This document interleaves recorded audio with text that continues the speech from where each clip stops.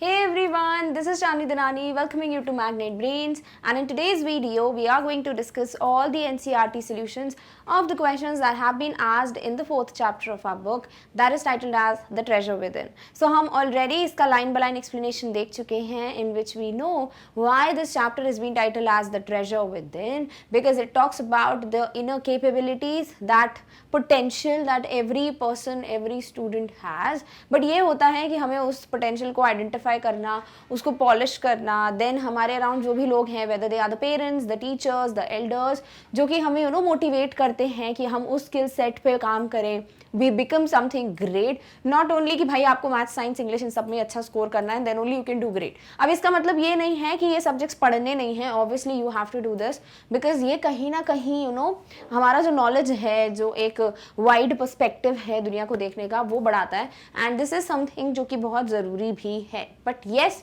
सिर्फ ये ज़रूरी है is totally wrong and it's absurd, because कहीं ना कहीं वो जो स्किल्स आपके अंदर होती हैं, वो जो पोटेंशियल होता है, वही जाके आपको आगे काम आते हैं. इट्स नॉट लाइक कि अगर आपके 89% या 90% नहीं आएंगे तो आप कुछ नहीं कर पाओगे लाइफ में, बिकॉज और भी चीज़ें हैं, ठीक है. बट अगर वो चीज़ आपको पता ही नहीं है, देन डेफिनेटली 89-90% बोलते बोलते ही लाइफ में कुछ नहीं कर पाएंगे. बट येस, अगर हम में भी हफीज़ कॉन्ट्रैक्टर जैसे सॉर्ट ऑफ स्किल है कि हम चीज़ें ऑब्जर्व करके कुछ ना कुछ कर लेते हैं, या फिर डिफरेंट जो भी एक्टिविटीज़ हैं उसमें हम कहीं ना कहीं एक्सेल करते हैं, we are a very good very good in dancing, singing, then anything else, like whether it's creating anything, writing a book, writing poetry, speaking anything या प्रोनाउंसिएशंस, एनीथिंग, मतलब कोई भी चीज़ जिसमें हम बहुत अच्छे हैं, and if we work on it, we try to find out how we can grow in are coming near future, just working on that definitely बहुत लाइफ में चेंजेस हो सकते हैं. So that's why the title is very appropriately mention, that is the treasure within. बात हो रही है about an interview between miss Bela Raj and the Hafeez Contractor, जिनकी बात हम कर रहे हैं पूरे चैप्टर में. His school memories, the way he used to play pranks, he used to feel very good, whenever he used to play sports, and जिस तरीके से उनका इंटरेस्ट academics में बिल्कुल भी नहीं था. He hated mathematics, he was not at all good in languages. He was okay with the social and science, but yes, he was not at all happy just academically. अगर उनको पढ़ना होता and everything, and he used to copy and pass, then he used to just just get those papers जो भी assigned होते थे of this test, and then he used to cheat and pass. This is something जो उनकी life में होता रहा, and this is how he academically got something in his life. But yes, in 12th standard he worked very hard. खुद ही से पढ़ाई करनी पड़ती भाई, boards में nobody is there to help you there. But and he scored 50%, which is a very good score for a student who does not even studies. और एक दिन पहले ही वो बुक खोल के पढ़ते थे, इतनी ब्रांड न्यू बुक्स होती थी उनकी पूरी साल भर की, बच्चे बुक करते थे उनकी बुक्स को कि हमें दे देना भाई अगले साल के लिए, बिकॉज वो नई की नई बुक्स होती थी, कुछ भी नहीं होता था, बिल्कुल मस्त सफाई से रखी रहती थी, because he never used to study from that. And this is his school life which is been told in our chapter.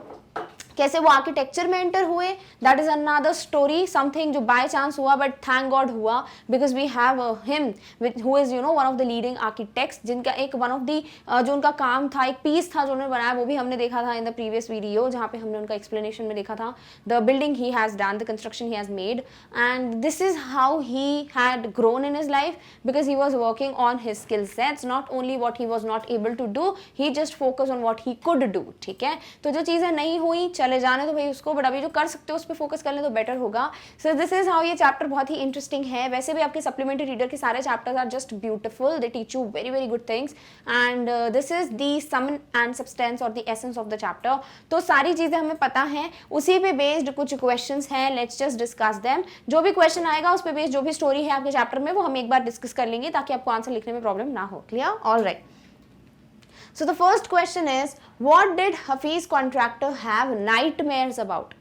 तो वो उनको किस चीज़ के बुरे सपने आते थे, डरावने सपने आते थे? तो अबाउट मैथमेटिक्स एग्जाम. उनको ये सपना आता था कि वो मैथ्स का एग्जाम देने गए हैं, मैथमेटिक्स एग्जाम के लिए गए हैं और उनको कुछ भी नहीं आता है. तो ये एक बेसिक सा नाइटमेयर हम सबको आता है, राइट? वही इनको भी आता था.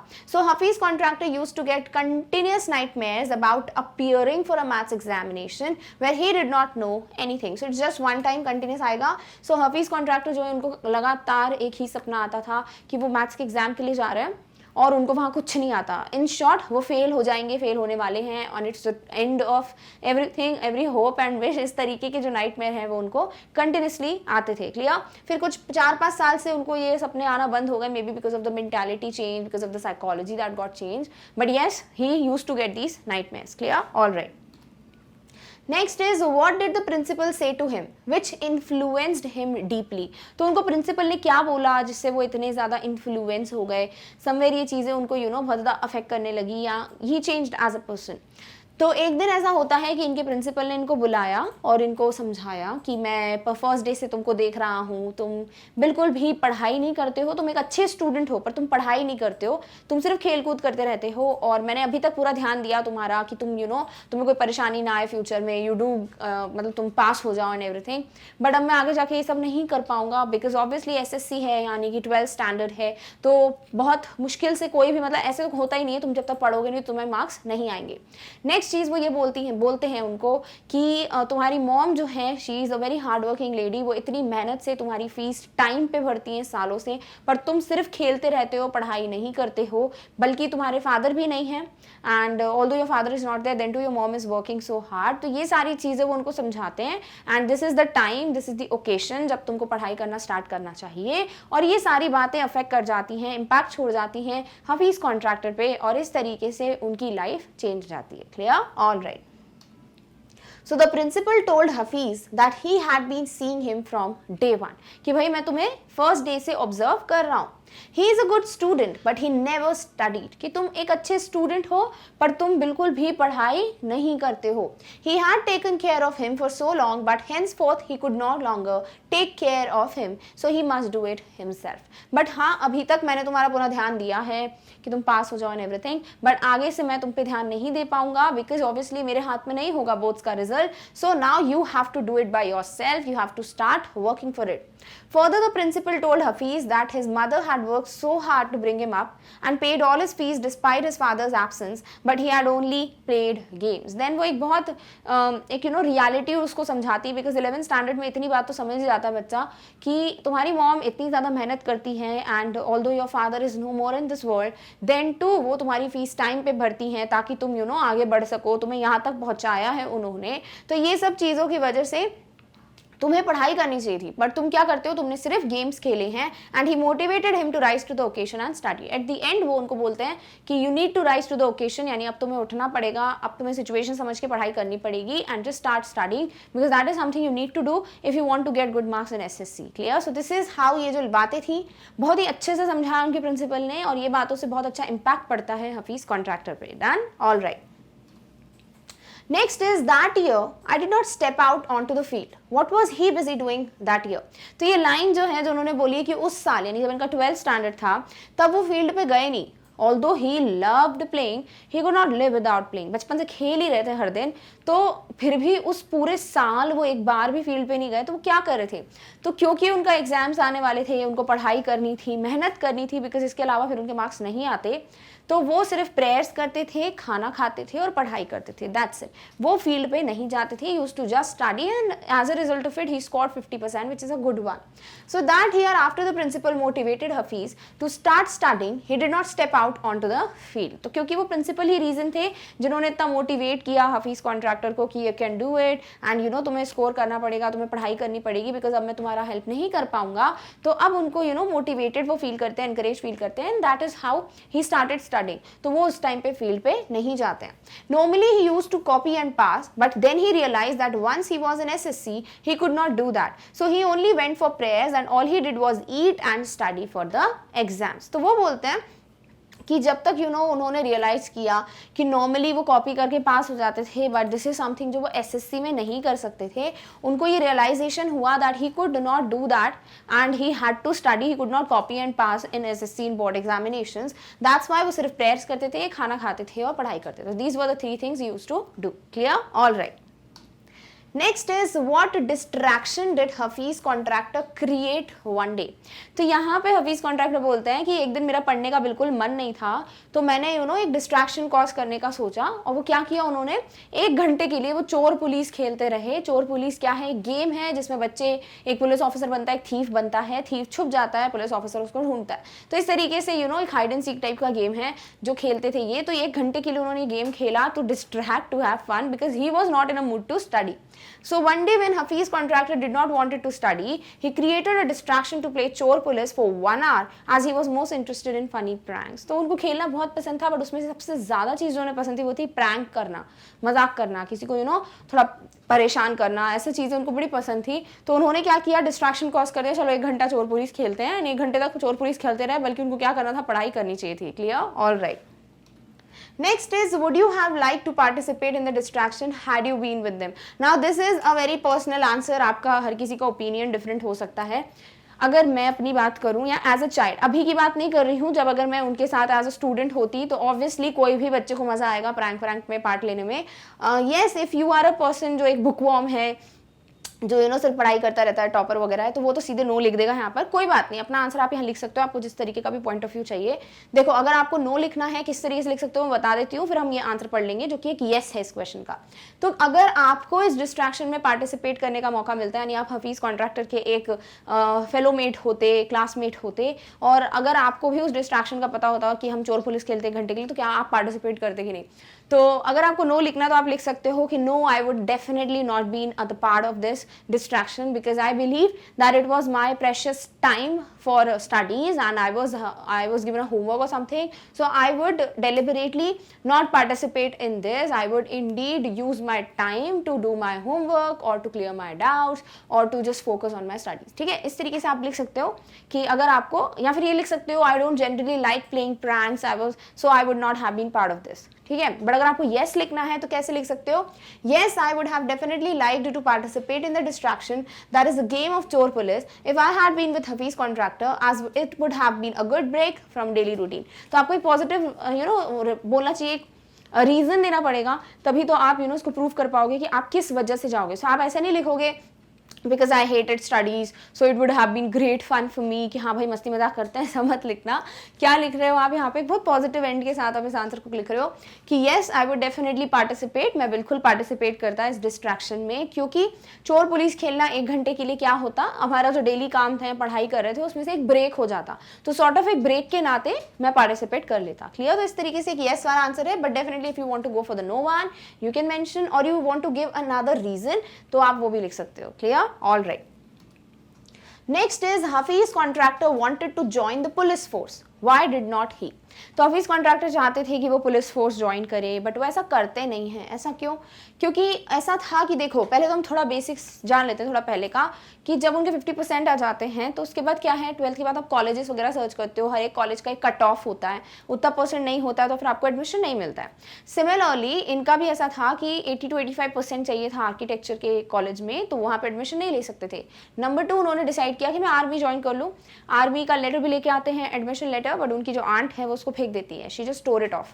देन वो डिसाइड करते कि भाई मैं पुलिस में एडमिशन लूंगा, मैं पुलिस फोर्स ज्वाइन करूंगा. और यहाँ से आता है आपका क्वेश्चन का आंसर कि फिर उन्होंने क्यों ज्वाइन नहीं किया पुलिस फोर्स? बिकॉज उनकी मॉम ने मना कर दिया उनको, उनकी मदर ने बोला कि तुम ग्रेजुएशन करो, कोई जरूरत नहीं है पुलिस फोर्स वगैरह में जाने की. तो इसीलिए उन्होंने जय हिंद कॉलेज जो था बॉम्बे में, उसको ज्वाइन कर लिया for the graduation. And then he opted for French, then the teacher died, then he opted for German, the teacher died, he had to opt for French. और इस तरीके से उनकी आर्किटेक्चर वाली जो लाइफ है वो आगे पता चलती है. Clear? So Hafiz contractor wanted to join the police force, but his mother refused and did not agree with his decision. She told him to complete his graduation. He joined Jai Hind College in Bombay. तो वो बोलते हैं कि Hafeez contractor जो है police force को join करने वाले थे, बट उनकी जो मॉम है उन्होंने उनको मना कर दिया कि नहीं, कोई जरूरत नहीं है. And she did not agree with his decision of joining the police force, बल्कि उन्होंने बोला that you need to complete your graduation. So as a fact कि as a result of it उन्होंने क्या किया, जय हिंद कॉलेज को इन बॉम्बे ज्वाइन कर लिया for the graduation. Done? All right. Next is, in the architect's office, Hafiz contractor was advised to drop everything and join architecture. Why? तो जब आर्किटेक्ट के ऑफिस में हफीज कॉन्ट्रैक्टर जो हैं वो जाते हैं, और वो होता क्या है, जब मैंने अभी बताया कि जर्मन ज्वाइन करते हैं, जर्मन लैंग्वेज चूज करते हैं, क्योंकि फ्रेंच उनको बिल्कुल नहीं आती थी। तो इसके क्या होता है, अनफॉर्चुनेटली वो टीचर डाइड, ठीक है, जो भी जर्मन पढ़ा रहे थे। So school asked him either to change the, sorry school asked नहीं, college asked him to either change the college या फिर आप फ्रेंच ऑप्ट कर लो। अब कॉलेज चेंज नहीं कर सकते थे वो, क्योंकि कोई दूसरा कॉलेज उनको एडमिशन देता ही नहीं। इस कॉलेज में भी उनको इन्फ्लुएंस से, सोर्स से, किसी की पहचान से एडमिशन मिला था। तो उनको क्या करना पड़ा, ऑब्वियसली, और कुछ रारा नहीं बचा, तो कोई ऑप्शन नहीं था। So he had to opt for French. अब फ्रेंच आती नहीं थी तो सीखनी थी, तो उनकी कजिन से वो फ्रेंच सीख रहे थे, जिनके हस्बैंड कौन थे, एक आर्किटेक्ट। तो ये एक आर्किटेक्ट के ऑफिस में जाकर फ्रेंच सीख रहे थे। और इस तरीके से क्या होता है, जब वो आर्किटेक्ट के ऑफिस में गए तो एक दिन कोई पर्सन होगा वहां पे जो विंडो की डिटेल या विंडो ड्राइंग बना रहा था, जो कि बहुत एडवांस, बहुत डिफिकल्ट ड्राइंग होती है। इसको देख के हफीज कॉन्ट्रैक्टर ने बोला कि तुम्हारी ड्राइंग गलत है और तुम जो विंडो की ड्राइंग बना रहे हो, ये विंडो कभी ओपन ही नहीं होगी अगर तुम इससे बनाओगे तो वो पर्सन ने बोला कि I can bet on it, वो शर्त लगाता है कि ऐसा कुछ नहीं है, मेरी ड्राइंग बिल्कुल परफेक्ट है, ज्यादा मत बोलो। तो हफीज कॉन्ट्रैक्टर ने भी शर्त लगाई ऑब्वियसली, एंड इंडीड बाद में पता चला कि ही वॉज राइट, उस पर्सन की ड्राइंग सच में गलत थी। ये देखकर इनके कजन के जो हस्बैंड थे वो शॉक्ड हो गए थे कि इसको कैसे पता इन सब के बारे में, और वो इनको बोलते हैं कुछ ड्राइंग्स बनाने के लिए, जो वो इमीडिएटली ड्रॉ करके इनको दे देते हैं, कुछ डिजाइन वगैरह बनाने के लिए। देन वो बोलते हैं घर की डिजाइन बनाओ, और वो घर की डिजाइन भी बना देते हैं। ये देख के उनके जो हस्बैंड थे कजिन के, वो इनको बोलते हैं कि सारी चीजें छोड़ दो, drop everything else and join architecture. और फिर वो प्रिंसिपल से बात करने जाते हैं, बिकॉज ऑब्वियसली इनके परसेंटेज नहीं थे।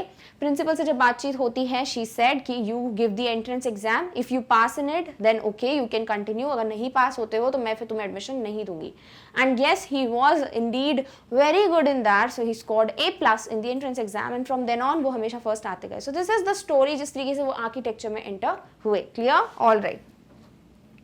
One day while sitting in the architect's office, Hafiz contractor saw somebody drawing a window detail which is a very advanced drawing. तो उन्होंने किसी को देखा जो कि एक विंडो डिटेल बना रहा था, जो कि क्या है, बहुत एडवांस और बहुत ज्यादा डिफिकल्ट ड्राइंग है। He told that person that his drawing was wrong and that the window he had drawn would not open। और उस पर्सन को उन्होंने बताया कि जो भी इसने ड्राइंग बनाई है वो गलत है, और ये जो विंडो है वो ओपन होगी ही नहीं, because your drawing is totally wrong. That person had a bet with Hafiz and later found that indeed his drawing was wrong।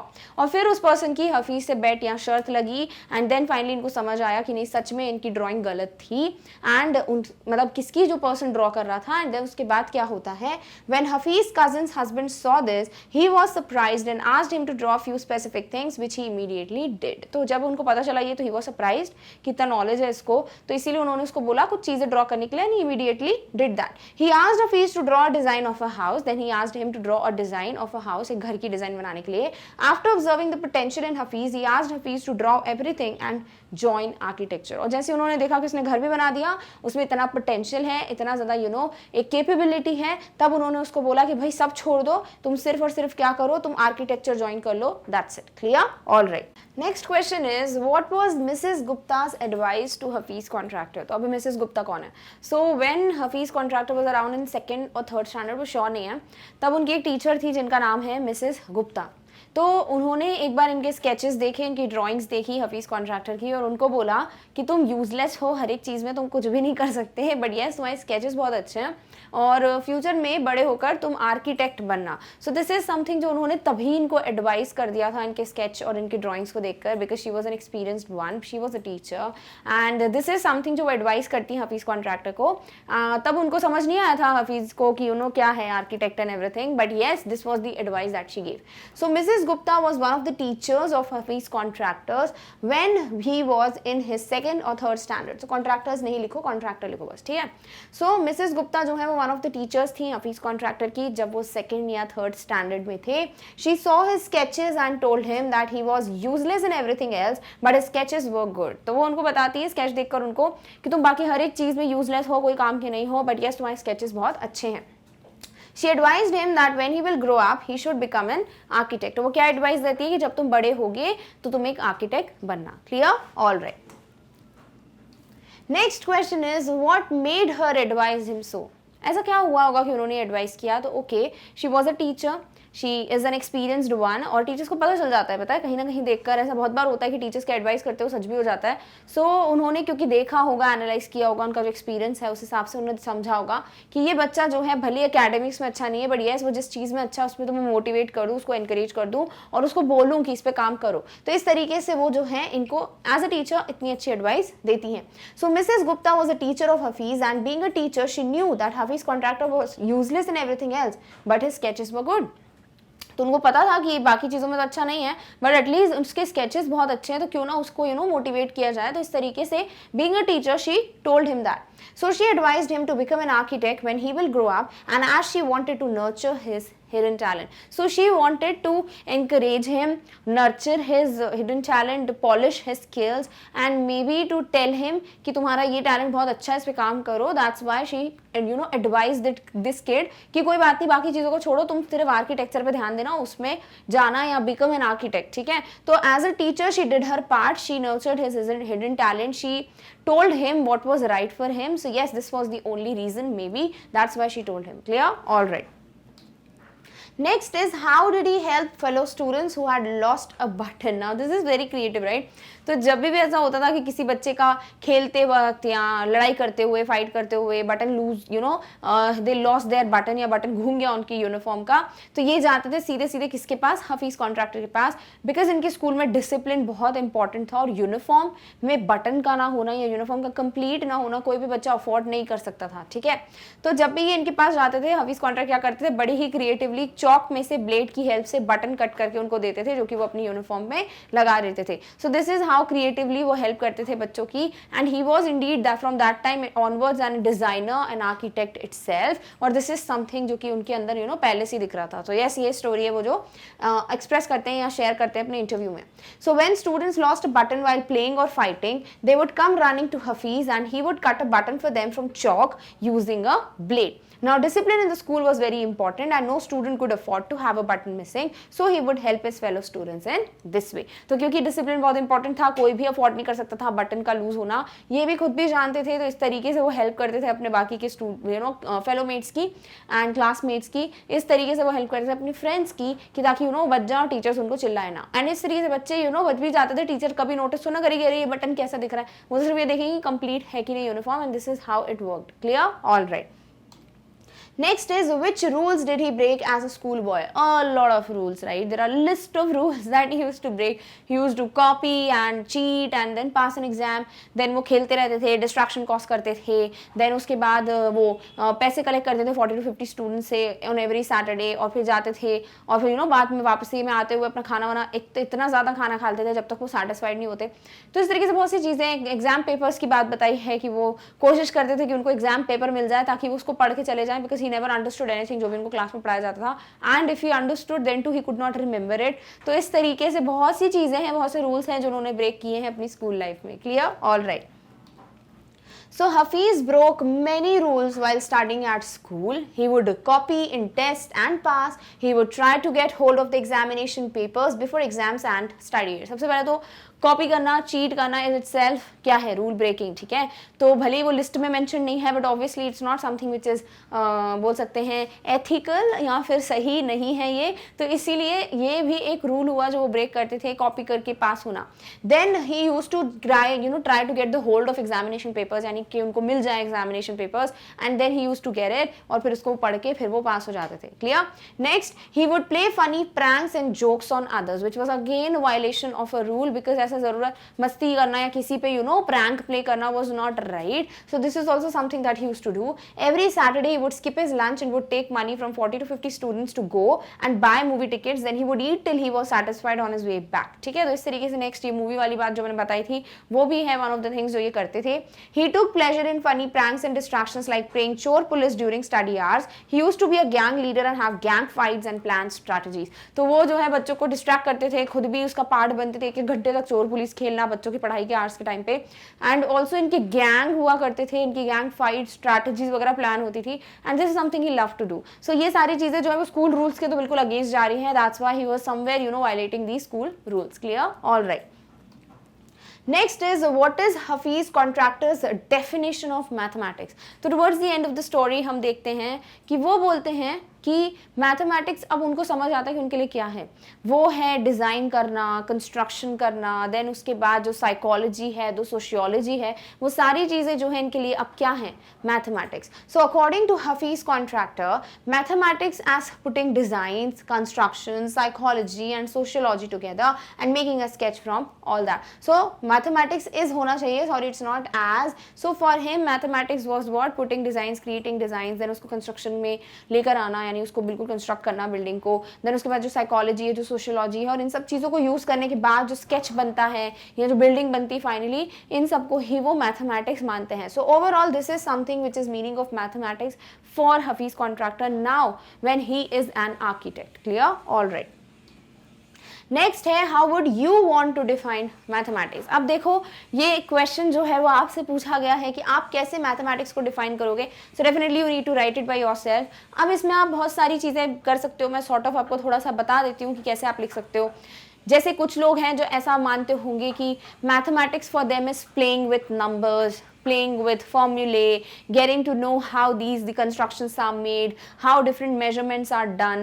Then mathematics for some people is fun. It's like practical, how to use it in real life.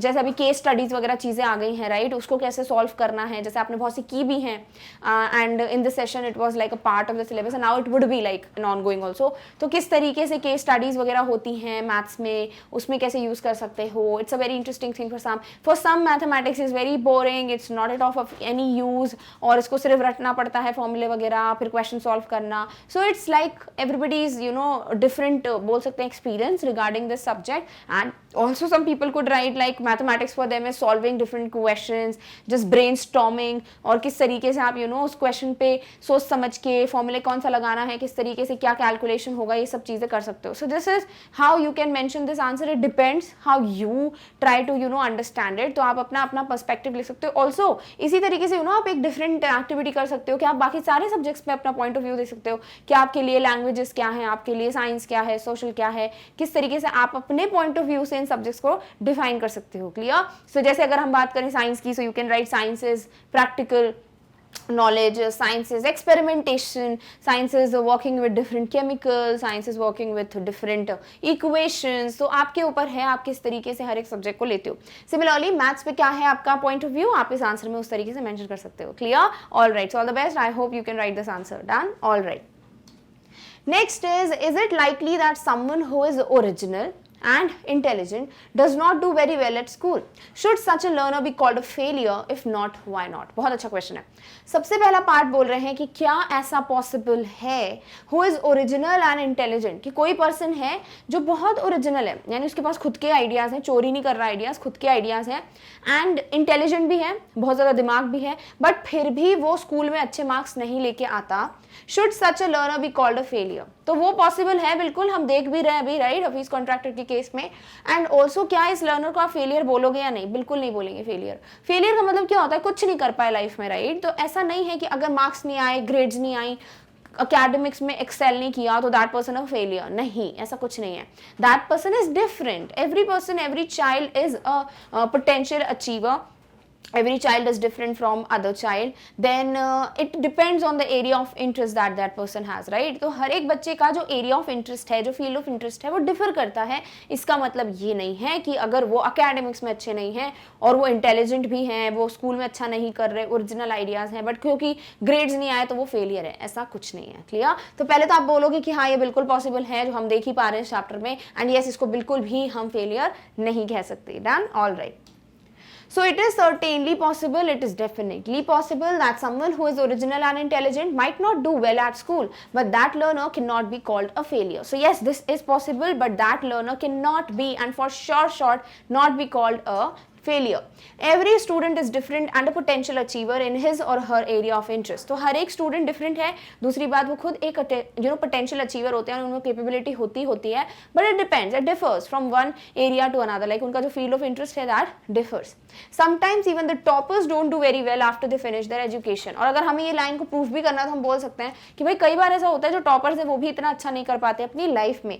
So it is very clearly portrait from the conversation between miss Bela Raj and mister Hafeez Contractor contractor, and this can be very well seen from this interview itself, this chapter itself, that is the treasure within, कि यहाँ पे जो miss Bela Raj and mister Hafeez Contractor के बीच में जो एक interview हो रहा है, कॉन्वर्सेशन हो रहा है, उसमें साफ साफ ये बात पता चलती है that being bright in academics is not enough to do well in life. सिर्फ एकेडमिक्स में अच्छे होने से 90% लाने से आप लाइफ में बहुत कुछ अच्छा कर लोगे, ऐसा जरूरी नहीं है। बट येस, ऐसा हो सकता है, आप 50% 60% लिया बट लाइफ में कुछ अच्छा अचीव कर लिया, बिल्कुल पॉसिबल है। क्लियर? इसका मतलब ये नहीं 90% वाले कुछ नहीं करते, बिल्कुल करते हैं, बहुत लोग करते हैं, बट येस इसका मतलब ये नहीं कि सिर्फ वही कर सकते हैं। Done? Alright. Hafiz was not bright academically but had a talent of drawing beautiful sketches of different things. So yes, he was not talented academically, but yes, he did a very good thing, that is उनकी drawing बहुत अच्छी थी, sketches बहुत अच्छे थे, and in that only he excelled. So it depends on the area of interest. That does not mean that a person who is original, intelligent, does not score good in school, so it would be called, he or she would be called a failure. Definitely not. Clear? All right. Hence, it is not true that the learner who is not excelling in his academics is a failure. He might have hidden talent which must be appreciated and encouraged. तो बिल्कुल ऐसा हो सकता है उसमें एक hidden talent है जिसको हमें बिल्कुल appreciate करना चाहिए, encourage करना चाहिए, and that person cannot be called as a failure. Clear? All right.